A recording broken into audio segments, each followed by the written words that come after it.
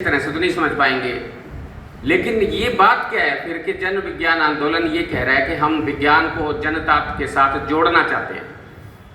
ये बात दरअसल ये है कि विज्ञान आंदोलन का मानना है कि जनता, आम साधारण व्यक्ति, महिला, पुरुष, किसान, मजदूर, विद्यार्थी, नौजवान, ये सब के सब वैज्ञानिक स्वभाव अर्जित कर सकते हैं।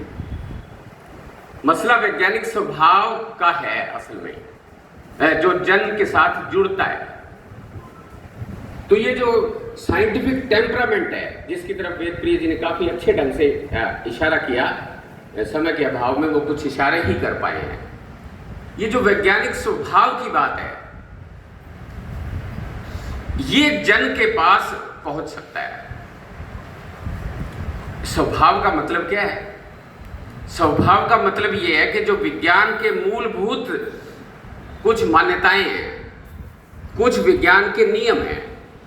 जैसे एक छोटा सा नियम है कि हर घटना के पीछे कुछ ना कुछ कारण है, ये विज्ञान का एक नियम है।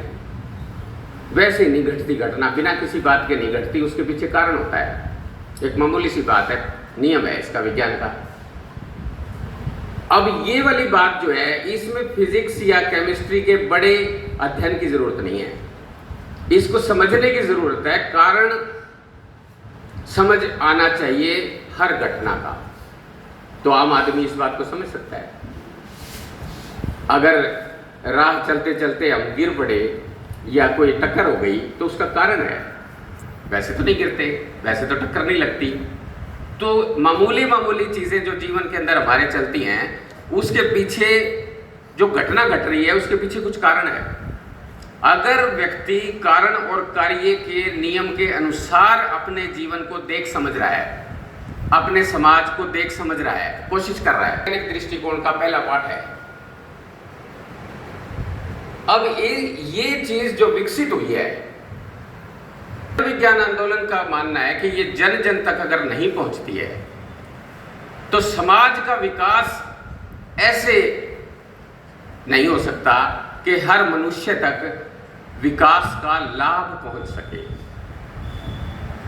विकास का लाभ तभी पहुंचेगा मनुष्य के पास, सभी के पास, इस धरती के ऊपर जितने भी मनुष्य हैं उन सभी के पास विकास का लाभ तभी पहुंच सकता है।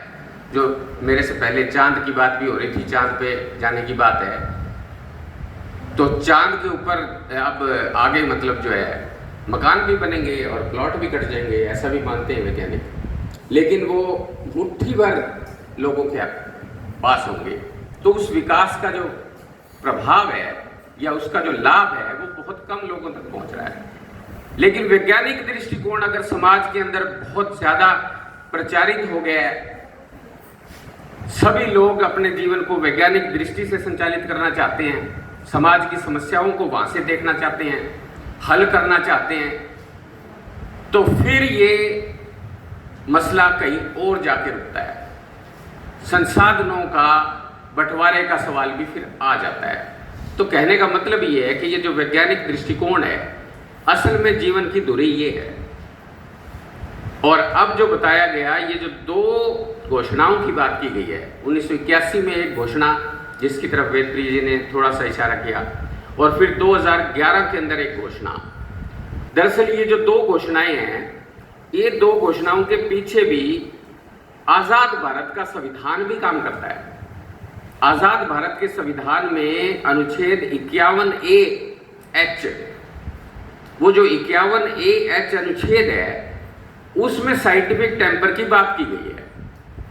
और ये जो संविधान बन रहा था भारत का, ये संविधान असल में कितना बड़ा विजन देता है, कितनी बड़ी दृष्टि देता है कि हमारे देश के एक एक व्यक्ति को हम इस तरह का जीवन प्रदान करेंगे।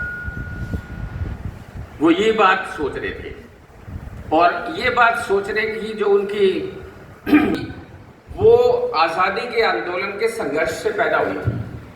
यानी कहने का मतलब ये है कि ये वाला जो संविधान का इस प्रकार का विचार आया, इसके पीछे लाख लोगों की कुर्बानियां हैं।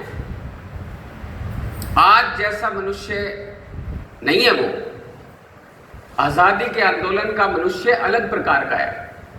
वो त्याग करने की बात कह रहा है। वो बड़े से बड़े बलिदान से नहीं चूकता है, वो आगे